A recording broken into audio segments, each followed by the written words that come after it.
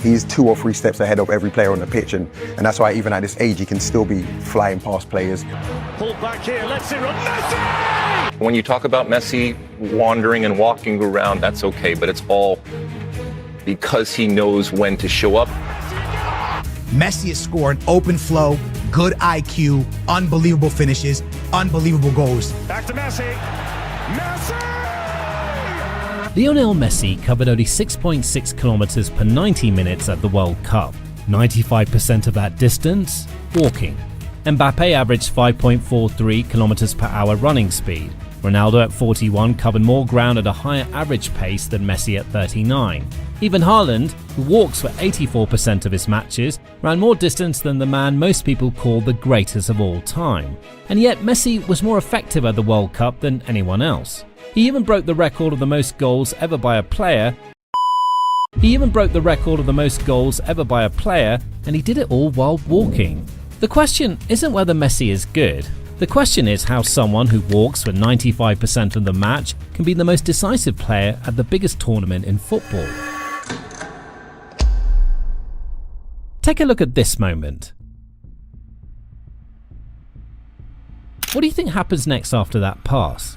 If you were just watching football for the very first time, studying Messi might confuse you, because really all he does is walk the entire game, even when he loses possession. But why is that? Well, to answer that, first you have to understand what Messi doesn't do. Messi is not the kind of player that presses the opposition's build-up well, at least not like he used to. He doesn't make recovery runs to help the midfield. He doesn't sprint into channels to stretch the back line. He averages 4.58 kilometers per hour running speed, the lowest of any star forward at this World Cup. In fact, he's only made 69 sprints across the tournament. Mbappe has 109, Ronaldo, who's older, had 97. Even Haaland, who everyone criticizes for disappearing, has 81. Out of 618 outfield players with at least 90 group stage minutes, Messi ranked 618th in distance covered per 90, dead last. Fewer meters than centre-backs, defensive midfielders, even some goalkeepers who came up for corners. His SofaScore rating in touches, duels and defensive contributions was lower than forwards who haven't scored half his goals. By almost any metric that isn't goals or assists, Messi lost to his direct competitors. And yet, he had the highest goal tally at the entire World Cup. To understand why, you have to forget what modern football expects from an elite attacker. Modern football demands that forwards work without the ball, in fact. It's the highlight of the insults guys like Haaland and Ronaldo receive all game. They expect them to press the opposition's build-up, participate in construction, be the first defensive link for the team. Mbappe has the highest volume of shots per game and runs per game than any forward in the World Cup. He was the most active, the most involved, the one who sought the ball in every phase of play. His speed covered grounds in both directions, attacking transitions and defensive recoveries. Haaland does it differently, but still contributes off the ball. His movement creates space. His presence pins defenders. Even when he's not touching the ball, he's affecting the structure of the opposition's shape. Even Ronaldo at 41 participated more in build-up than Messi. He did everything expected of a modern forward, yet still failed to drag Portugal forward. Messi doesn't do any of that. Messi walked across the pitch while his teammates built. He disappeared for entire minutes. He touched the ball at a rate that would make you think the match has nothing to do with him.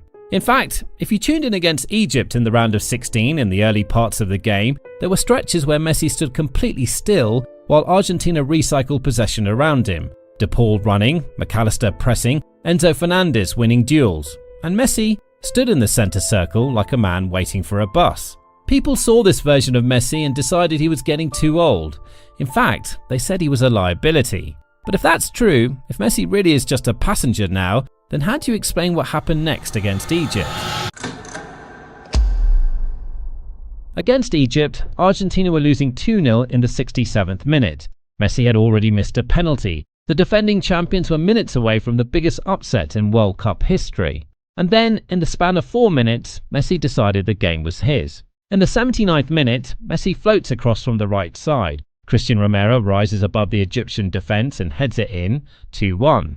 83rd minute, chaos in the Egyptian box. The ball breaks to Messi and he doesn't hesitate. A first-time strike, in off the crossbar, 2-2. And then in the 2nd minute of stoppage time, Enzo Fernandez headed in Lautaro's cross, 3-2.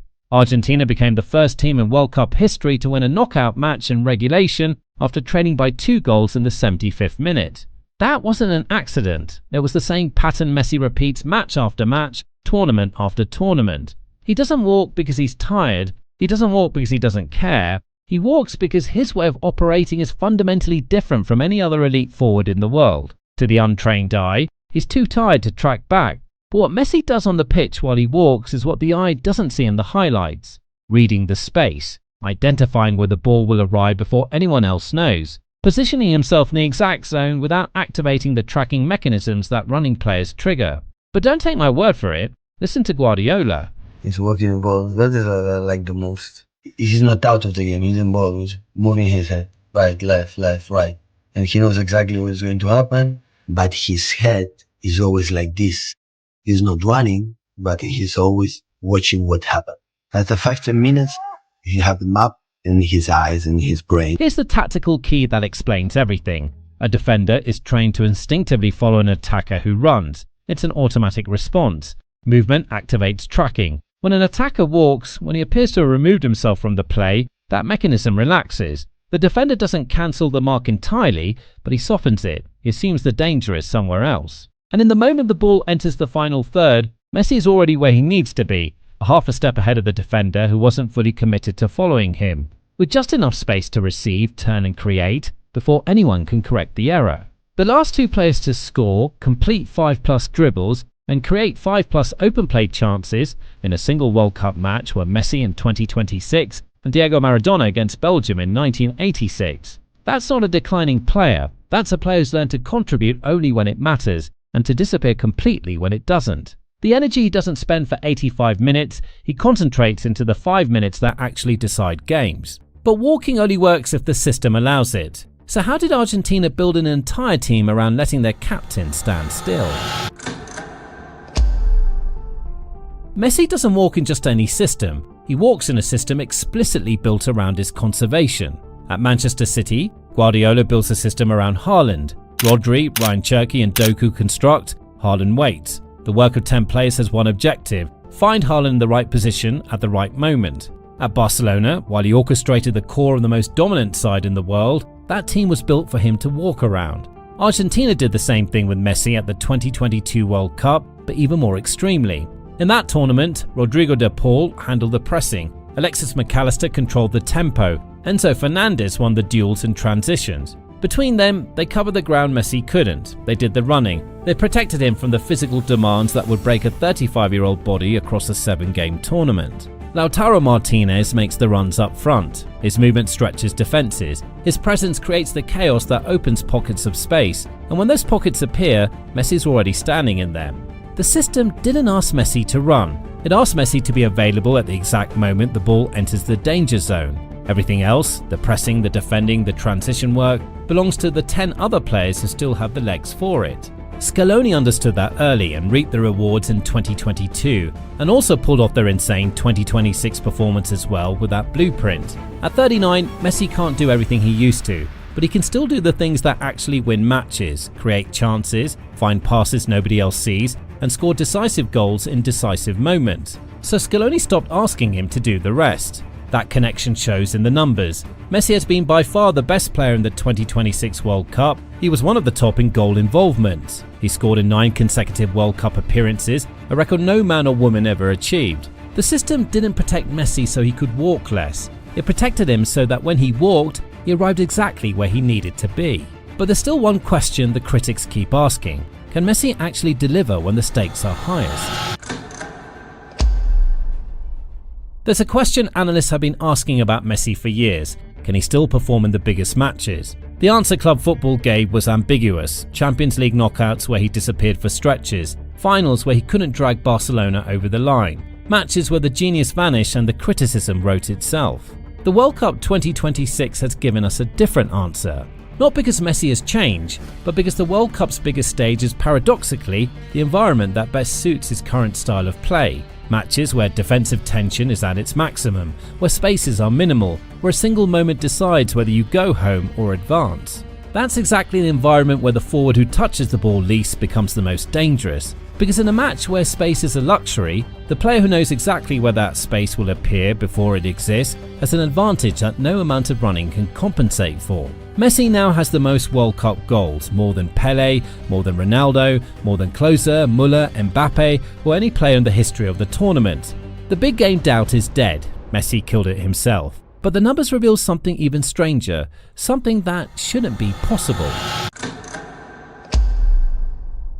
The numbers say out of 618 outfield players at the 2026 World Cup with 90-plus group stage minutes, Messi ranks 618th in distance covered and first in goals. That's not a coincidence. That's the most extreme example of footballing intelligence the sport has ever seen. While 617 other professional athletes were sprinting across pitches, burning energy on runs that led nowhere, Messi was conserving every ounce of his 39-year-old body, positioning himself precisely where the ball would arrive when it mattered most. Pace and stamina can be coached. Reading the geometry of a football pitch 6 seconds before everyone else cannot. What Messi does while standing still is process information at a rate that no amount of running can replicate. He sees the pass before it's played. He knows where the defender will move before the defender decides. He positions himself in spaces that only become valuable 3 or 4 moves later. That kind of decision making can't be replaced by work rate, and it can't be taught to players who don't already have it. Messi walks because walking gives him the cognitive space to process what running players miss. The game slows down for him because he's not spending mental energy on physical output. At 39, that trade-off makes perfect sense. Sacrifice the kilometers, keep the brain. Every time you've seen Messi walking around the pitch while the match played out around him, hopefully you never changed the channel. That walk had a very specific destination, and when he arrived, the opposing goalkeeper didn't have the time to react either. While the world debates whether Messi can still perform at the highest level, he just became the all-time leading scorer in World Cup history. At 39 years old, walking for 95% of the match, first in goals, last in running. That's not decline, that's the perfection of efficiency. But what do you think? Let us know in the comments down below and subscribe to AsWatch as we watch football together.